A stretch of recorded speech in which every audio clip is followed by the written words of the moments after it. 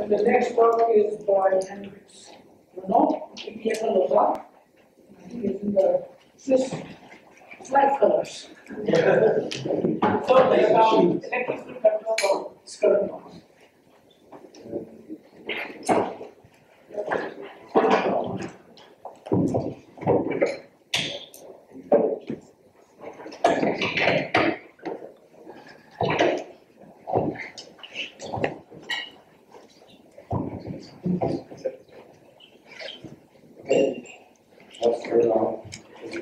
So first I'd like to thank the organizers for inviting me and most wonderful for creating this workshop. It's been really exciting so far. And I hope I can contribute a little bit. So what I'd like to show is a couple of activities that we've done in Switzerland.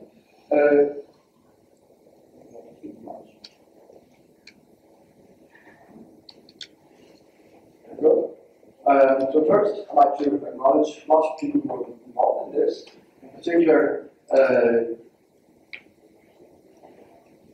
Jonathan White, being one, and it was Ronnow in Switzerland,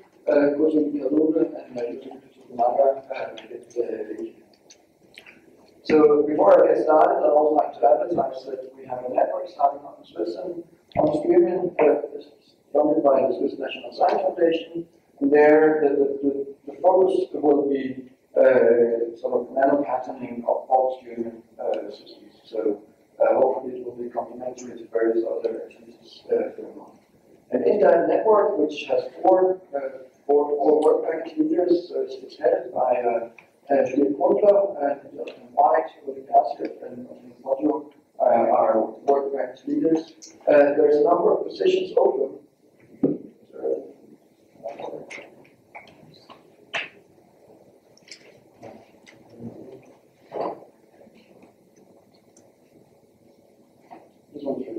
Okay, so there are several postdoc and PhD positions open. So if you know people working for postdocs or PhD positions, you're welcome to contact the people here, and I believe the talk should come with the site should become available after the workshop. Of course, we can also contact them. Okay, so this is what I'd like to talk about. And I'd like to talk about two compounds. So one is copper-7, which we've already heard about. The other one is glucose zinc manganese. Okay. So I'd like to start. Okay, so first, you already heard from the Seiki-san about copper-7. So it also has a cubic P20 structure. It has a more complicated internal unit cell, but for much of the Skyrmion physics, we can just think of it as one spin per unit cell with a net BMI due to that conversion signature.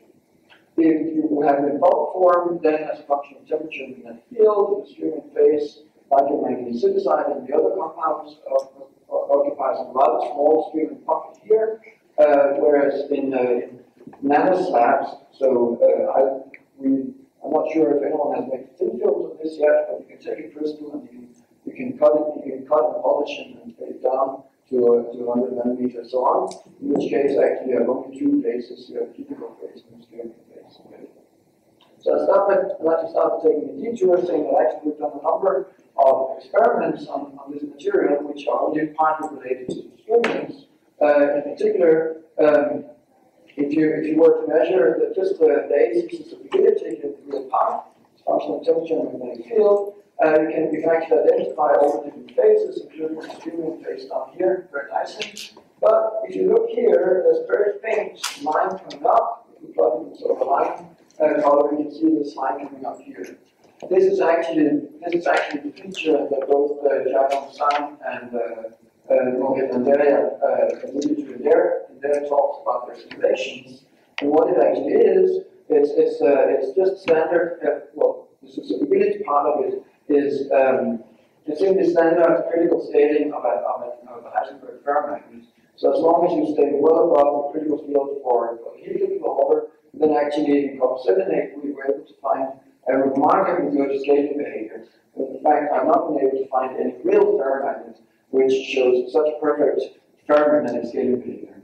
And that's basically because we're at field scaling where this degree interaction is no longer relevant, but possibly the D interaction actually helps us and getting rid of domain effects which want field learning.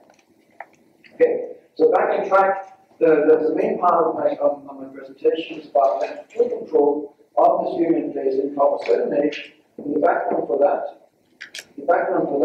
is that as an insulator with lack of inversion symmetry, copper selenate is magnetoelectric, as Sigurdsson already showed us by measuring the polarization as function of the magnetic field along various directions. So what you can see here is that in the helical phase you have a small polarization, then in the Skyrmion phase you have a finite polarization, and so on. So basically, the different phases throughout the phase diagram have different polarization, both in terms of magnitude and in terms of direction of the polarization. So here's where it comes from. So you can basically think of this PD hybridization, which would create polarization along each of the bonds. And when you then sum them up with this complicated unit cell, you end up with, per unit cell, a finite polarization, which is proportional to the orientation of the unit cell spin in this form here. And then you can, for different configurations of the Skyrmion inside the Skyrmion phase of the magnetic field, we can calculate what would actually be the polarization. So here the color scale is the polarization out of the plane, and there's some small arrows you can hardly see, which go in different directions. Here they all cancel out. Here they give a net polarization pointing down. Here they give a net polarization pointing towards you. Okay. So the first thing we did was actually we were working on a completely different topic, and we were developing a tool to measure the change in magnetization when we apply an electric field in an AC method. And so this is what is shown here. So there's a real part in blue and an imaginary part in purple as a function of the magnetic field, which we go up through the Skyrmion phase. And what we saw was that, contrary to the susceptibility, which actually shows rather small features at the phase positions, we have very strong signatures of the phase positions from helical to conical to Skyrmion to conical to ferromagnetic in this magnetoelectric susceptibility. So, if nothing else, it was useful for mapping out the phase diagram.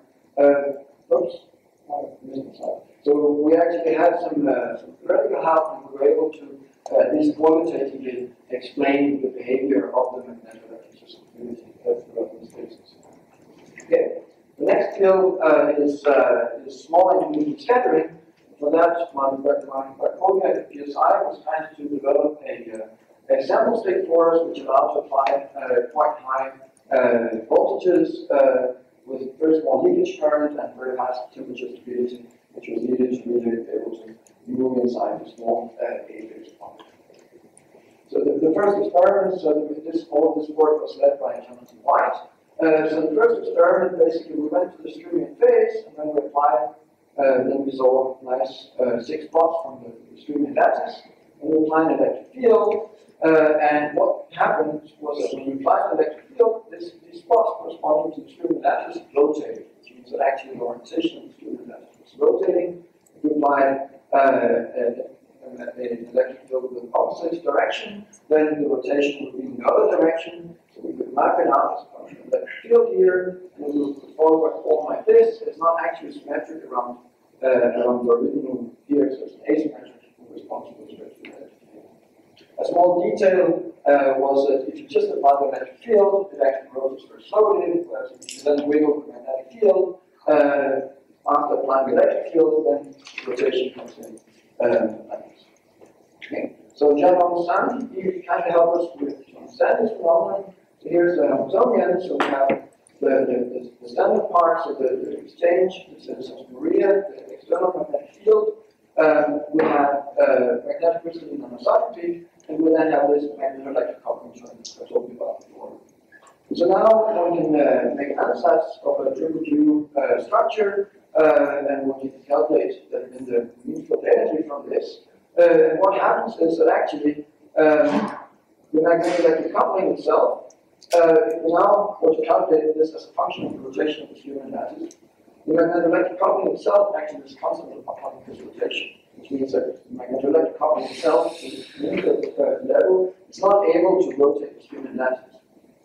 In fact, there's also the fourth order magnetocrystalline term also does not determine the orientation, whereas it's a sixth order crystalline term, which ends up having a part which is proportional or which is dependent on the rotation of the Skyrmion lattice. So without electric field, this is actually the term that determines which direction the Skyrmion lattice wants to orient itself. Okay. So I told you that the magnetic electric coupling to a medial level does not actually change the rotation. So what Ronnow did was that he actually then went to perturbation theory. So he let the electric field perturb the Skyrmion lattice. Now you calculate the energy of this perturbed Skyrmion lattice, and then it turns out that now actually there is a dependence on the electric field, on the rotation of the Skyrmion lattice due to the electric field. So don't worry about all the equations. Essentially what we have is that now we have already, without the electric field, we have a rotational dependence here for the sixth order term. And now the distorted Skyrmion lattice plugged into the fourth order term, anisotropy also gives us a dependence on the rotation of the Skyrmion lattice. And so the equilibrium rotation is now a competition between what the crystalline anisotropy wants and what this electric field effect wants. So they are added up and then basically have to find the minimum. And once you do that, you end up that the angle should follow an arc's tangent, which can be written down in this form here. So that's actually what our experiment did. So actually the extent of rotation here agrees with what we calculate. So this is roughly 30 degrees between the highest and the highest positive electric field, and 30 degrees between the lowest and the lowest negative electric field. There is one detail though, that in this form here, this constant C should be 0.35, whereas the fixed that you see here working perfectly actually is 0.82. So the theory explains why it rotates, but it doesn't actually work quantitatively. Okay. Nevertheless, so that showed us that we can do something with the Skyrmion lattice. At least we can rotate it with an electric field. But there were already speculations and suggestions that maybe we can actually use electric fields to create Skyrmions, which would be somewhat more interesting than just rotating the lattice. Okay, and as usual, Swedish understood. So while we were working on this, they published a beautiful paper where using susceptibility within situ electric field, what they could do is that they could show here that this Skyrmion pocket is applied a positive electric field. They could increase the size of this Skyrmion pocket, and the negative electric fields they could decrease the size of the Skyrmion pocket. Okay. So that's basically the job done. Meanwhile, we were doing the same thing using small angular scattering, and you can see we have exactly the same results. That we can start, for instance, here at this point here, the phase diagram right here in the red region, where in zero electric field there's no Skyrmions. When we switch on a positive electric field, we create Skyrmions. Or we can sit up here instead, where here we can sit here where we do have Skyrmions, but if we then switch on the negative electric field, then we remove the Skyrmions. Okay. So that means that the electric field you can really create, if by sitting on a particular point in temperature and field, you can create and remove Skyrmions. Okay. So now just to be able to do something that Sticky had not done before us, and we thought, well, at least we can try to calculate this. So we took Ronnows calculation, which so far was just trying to figure out what was the equilibrium rotation of the Skyrmion lattice, which just had to balance two terms. Now, if we actually want to calculate the stability, now I have to work out the full energy of this state as a function of the electric field. And so my PhD student, Henrik, he likes to do analytics, so he decided to go to second order interpretation theory, which gives a few more terms, but it's basically the same story. From the fourth order anisotropy term, we get a part which is linear E, which is first order interpretation theory, part which is square E, which is second order, and so forth. So you can add all of these terms up, and then give you as a function of electric field, it gives you the Skyrmion energy shift as a function of electric field. So if you just do first order perturbation theory here, you get this straight line, and if you do second order, then you get this parabola here, and that's expressed now in a dimensionless constant which is proportional to electric field. So this dimensionless constant should not get close to 1, So that's why in this shaded blue region here, the perturbation theory should be correct, it should be okay. In the little red bar here is the electric field interval for both cities, and we have been able to access it experimentally, which tells us that we're well within the validity of perturbation theory, and actually we're within the part where we use just the first one. Okay, now we want to calculate the extended phase diagram, so we follow the same approach that Wash and co-workers used in the original paper by Neubauer, where if you calculate the energy difference between the Skyrmion phase and the convo phase just in the mean field levels, as their plot here, as function of the magnetic field, you see that the Skyrmion actually is all the time higher in energy than the convo phase. And so they figured out that one had to use Gaussian fluctuations to actually get the Skyrmion phase stable. Okay. So they did that in a LANL-SkyrmionWorkshop approach here, where then basically this region here, as a function of the reduced temperature in a LANL-SkyrmionWorkshop approach, as a function of magnetic field, here the crystal will be stable, but now one has to make a cutoff of fluctuations, so they somehow somewhat arbitrarily put a cutoff that gave it the right size of the Skyrmion pocket. Okay. So Alex, my student, did two things to slightly improve this. One is that actually we know the experimental critical field as a function of real temperature. So basically you can take this boundary here and we can now map this onto the real HCFT, in which case you can convert from a LANL-SkyrmionWorkshop temperature to a real absolute temperature so we can compare with experiments. And the other thing is that you also dealt with these Gaussian fluctuations in a somewhat more self-consistent manner, which we really would have to discuss with the hidden harmonics because I'm still trying to understand it. Anyway, so what that allows you to do is to calculate the extent of the Skyrmion pocket. What I'll show you here is actually from a previous study where we looked at the change in the Skyrmion pocket size as a function of pressure. But here you can see what happens now for different electric fields. So negative electric field is blue, zero electric field is green, and positive electric field is red. And so this here is basically exactly the same plot as what you see up here in the original Neubauer paper. What's down here is now not as much of a magnetic field, but as much of temperature because we now control the temperature state. And what you see is that the energy difference between the conical state, which is the zero, that's what we measure relative to, and the Skyrmion phase is a rather shallow function as a function of temperature. And that's basically why the rather small energy that the electric field can create, and then shift the electric field can create, is actually enough to dramatically change the size of the Skyrmion pocket. Okay, so we can then go ahead. So Jonathan measured with sands. We can now, for different temperatures, we can scan the magnetic field and look at the intensity of the Skyrmion peaks and see here, for instance, we're in a situation where the zero electric field and a positive electric field, we have Skyrmions, so we're basically scanning through here. But in negative electric field, there are no Skyrmions here, we're in a situation where in all cases we have Skyrmions. And you see that actually the width in the magnetic field, where the Skyrmion is stable, changes with the electric field. Basically because we're putting these parabolas up and down. And we can see that we have a pretty good, I would venture as far as to say, semi-quantitative agreement between the calculation and the experiment.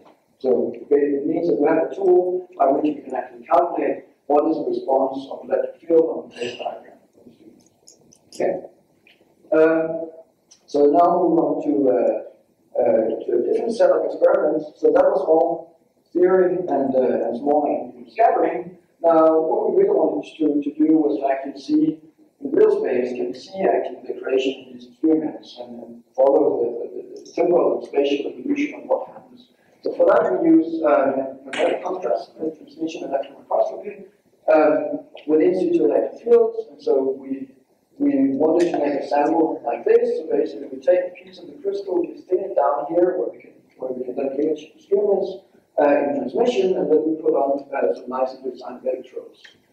This is the real sample. It looks not quite as nice, but right there at the tip of this arrow is actually where this Indian part is, and here comes the wires.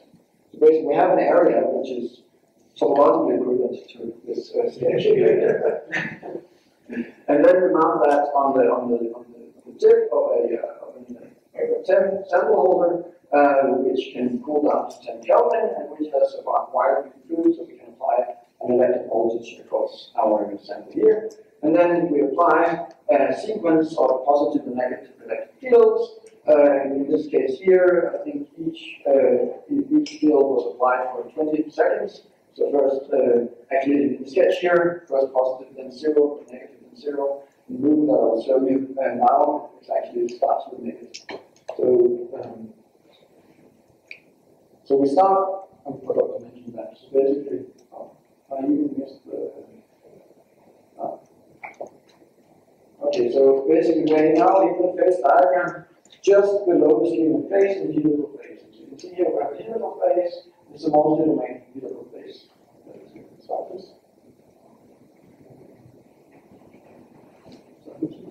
So here we have 0 electric field, we have negative electric field, 0 electric field, negative plus electric field, and I hope we can now see that there are lots of Skyrmions showing up. 0 electric field, the Skyrmions slowly disappear. Negative electric field, there are no Skyrmions left.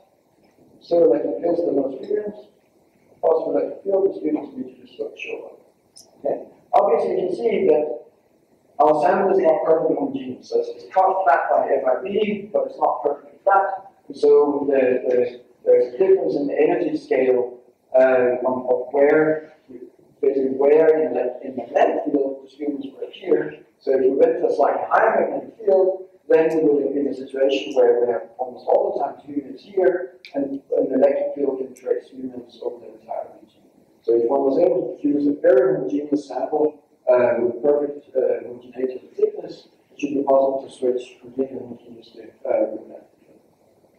Okay, so in other words, what we have is that if we switch on a positive electric field, we create Skyrmions. And if you remember, I said that basically the Skyrmions correspond to having a polarization in this direction here, and if we apply a positive electric field, which is it's actually not in our experiment, it's not parallel to the polarization of the Skyrmions, but it still has a finite dot product, so that we lower the energy of the Skyrmion phase. Whereas on the other hand, for the helical phase, actually there's a polarization running in this direction here, which is almost perfectly perpendicular to the direction where we're applying the electric field, because we do not want to change the energy of the helical phase. Still, it seems that when we apply the negative electric field, we do not create Skyrmions, we actually do have a slight rotation of the helical phase, which we still have not wanted to demonstrate.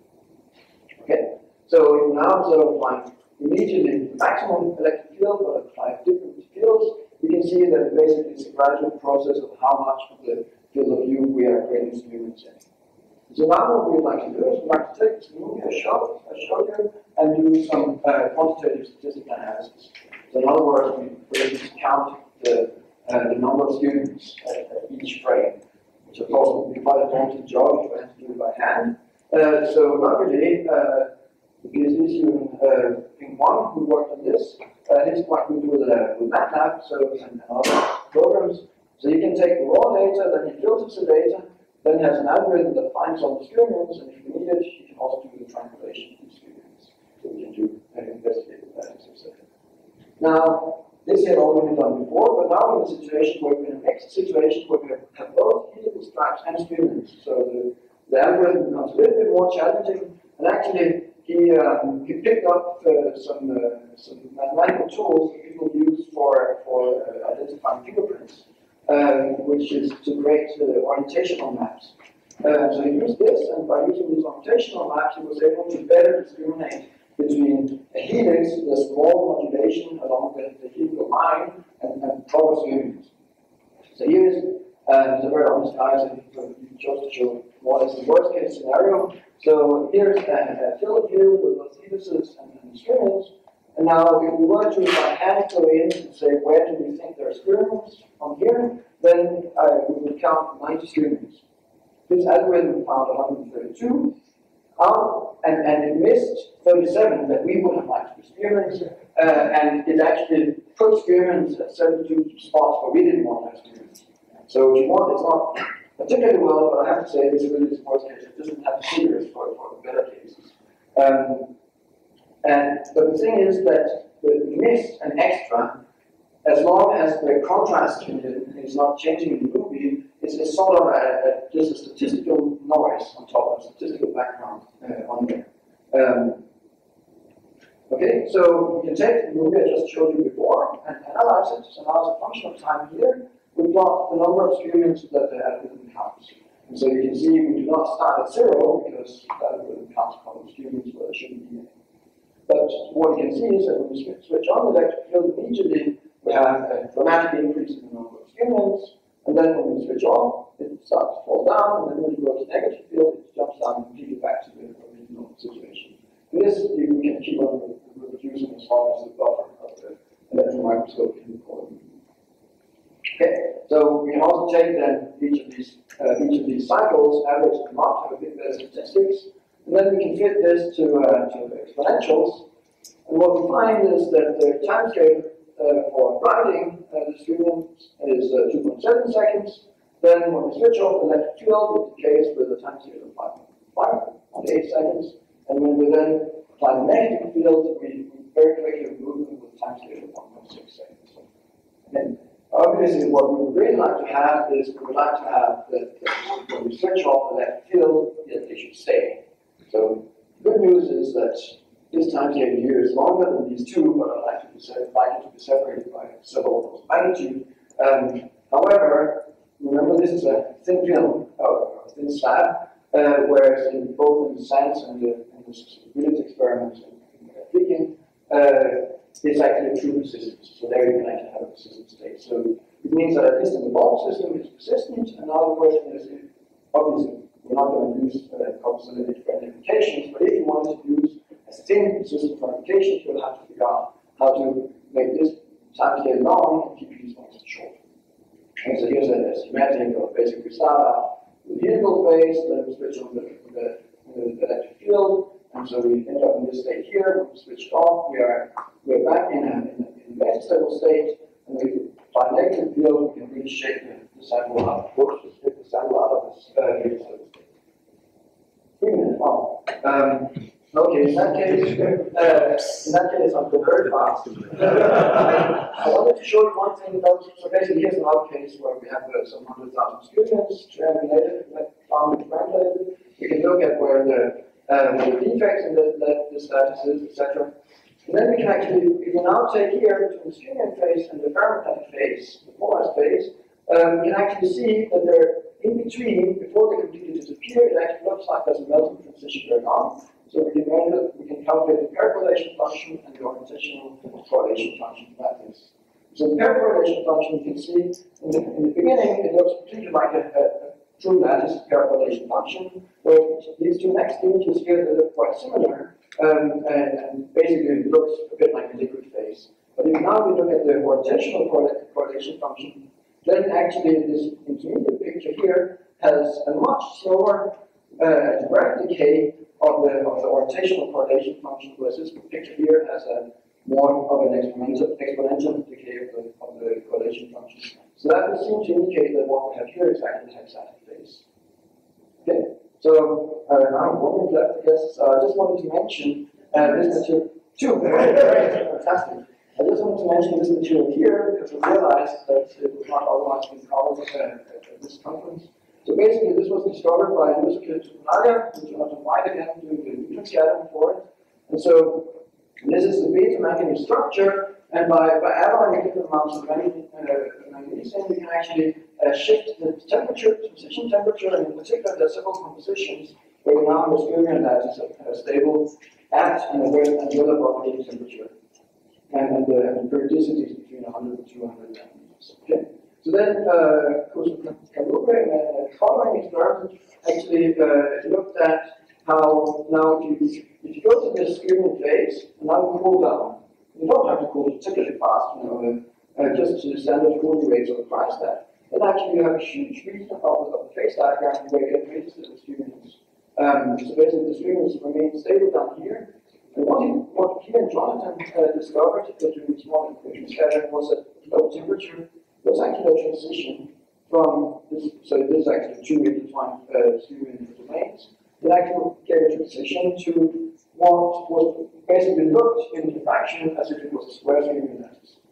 Okay. So that was quite exciting. Of course, there were lots of consistency checks made to make sure that it wasn't two mutable domains or something like that. It has, so this low energy is a metastable state. We can actually look at the time dependence of it, so we can work out the energy barriers for this state.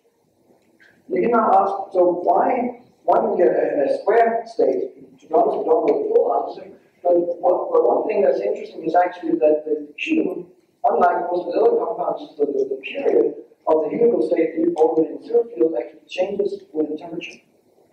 And so that means that if you had topological protection of the skyrmion density, if you're not allowed to produce or remove skyrmions, and you want to change the distance between them, one way you can achieve that is actually to go from a triangular to a square axis.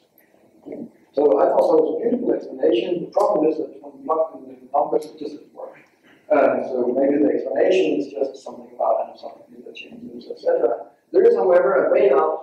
I would like, because I think it's a beautiful explanation, topological, if not protection, then at least topological rigidity is in changing the number of skyrmions. But actually, instead of having skyrmions at low temperature, the skyrmions actually get elongated.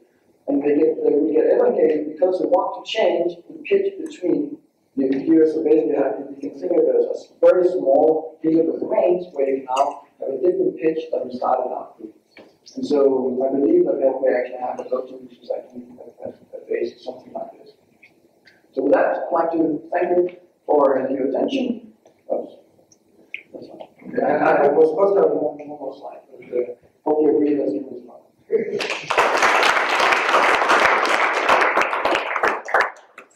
The phase diagram where you change the size of the skyrmion pocket with the electric field, presumably that's due to maybe elastic coupling. Yes. And so, I mean, check the So, not think of that. But you presumably also then also add maybe a crystal anisotropy, right? Through the solution. It's a piezoelectric field, so you can, by electric field, you can use strings. Right. So Yes, I do not think that is happening. In particular, so basically in the substitutability and in the SANS experiments, you have a big, large homogeneous electric field across. And there, indeed, the piezoelectric effect would give you an elastic effect. But actually, in the large microscopy experiment, if I have to go back to that slide.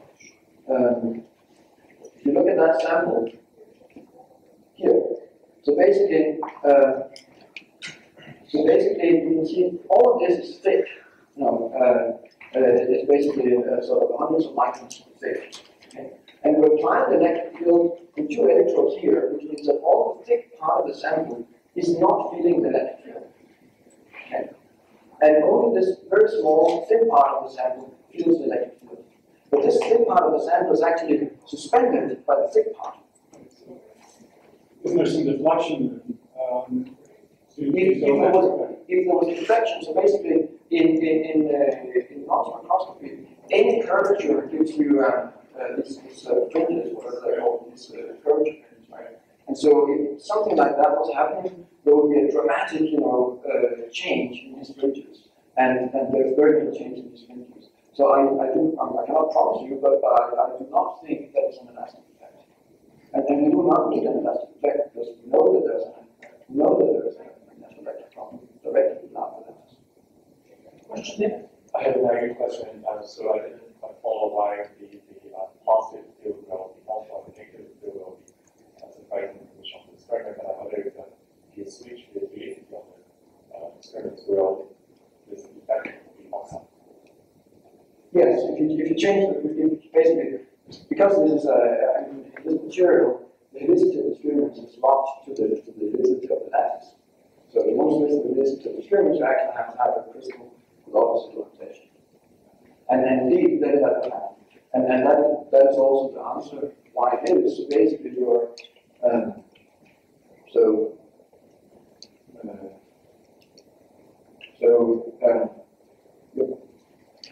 your polarization is pointing in one direction. So now you get an energy term which is minus E dot P, and therefore it be in the opposite direction, then your energy goes in the opposite direction. So this is what you can see.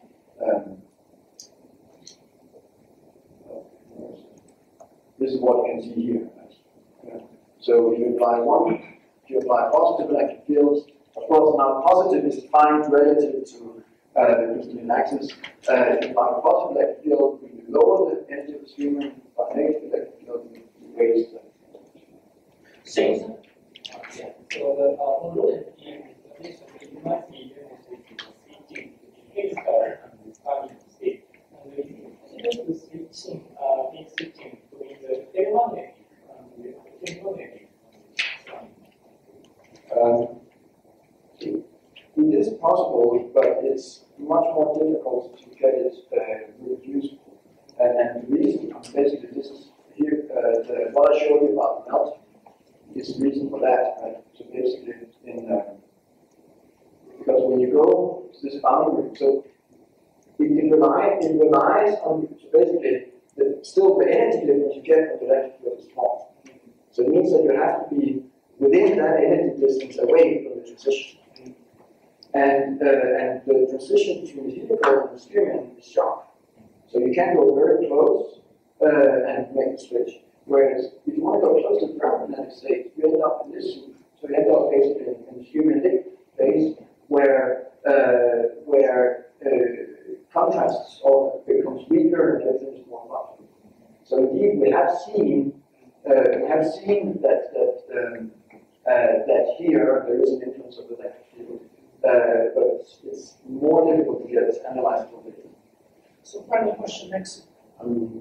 So this problem like is a mix of wires, so should have different domains here, chemical domains here. So I thought indeed that Skyrmion get only like one domain. Is that correct? So I can show this process. So Can you repeat the question? Yeah. So basically, the question was whether. So let's see what's best. I guess we can. So here we have multiple. We have several helical domains. Here's a helical domain pointing in this direction here. Here's a helical domain pointing in this direction here. And actually, you can see this is a case where.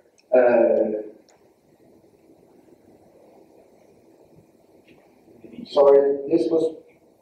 We went through a stage where we decided to change the rotation for electric fields. So what is positive here is what I call negative. Sorry about that. It's all about how we define what's positive.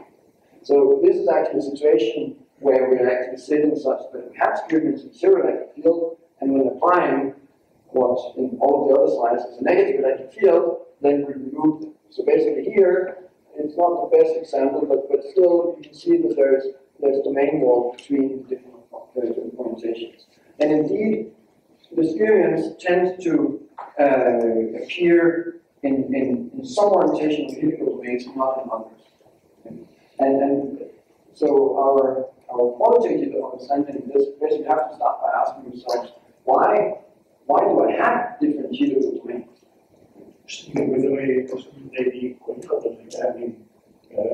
No, because this is a slab. This is a slab. So in the slab, there's only helical domains. And of course, in principle, you have three equivalent orientations of helical domains. What is the others? And so, for instance, you have the surface of the film. You may have a crack, and such defects in the sample actually dictate both orientation of the Skyrmion lattice and of the helical lattice. So that means that you might have a helical domain which actually is not in the correct orientation because it's fixed by the surface, by the edge of the sample or something. So that means that is actually now a helical domain which is actually higher in energy than the other helical domain. And so now when you come to your Skyrmion phase and lower your Skyrmion phase in energy, you will first be able to win, to beat this helical domain before you be able to beat this. Okay, with that we conclude this talk and thank you, Henrik. 15 minutes break, we'll reconvene around 2:30 or so. Thank you. Actually, it's the separate one. yeah, that's back.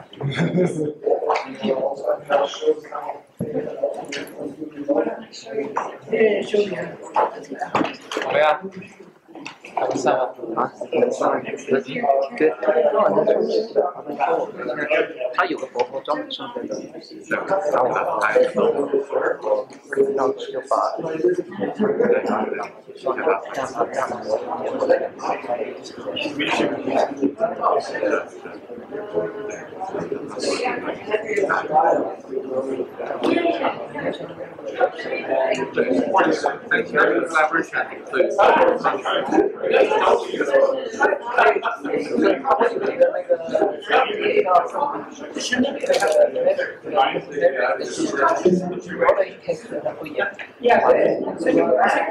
正我们他很多东西呢，好像很多东西，他很多会找你的，也可以去到他们什么找我？对对对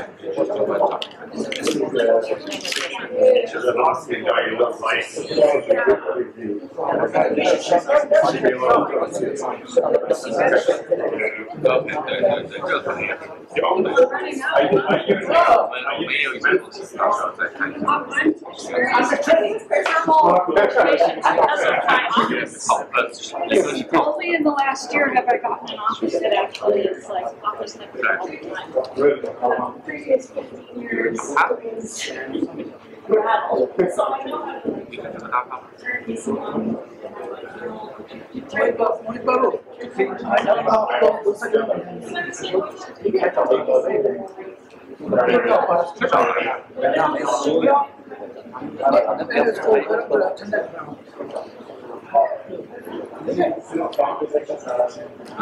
我中午本来就是没有，就是用这个 FM 测这个繁体字活的时候 ，Skyrmions 繁体字活没有 Skyrmions 的。我想到就是最开始会那个课是如果有3层的话，在课上来它不是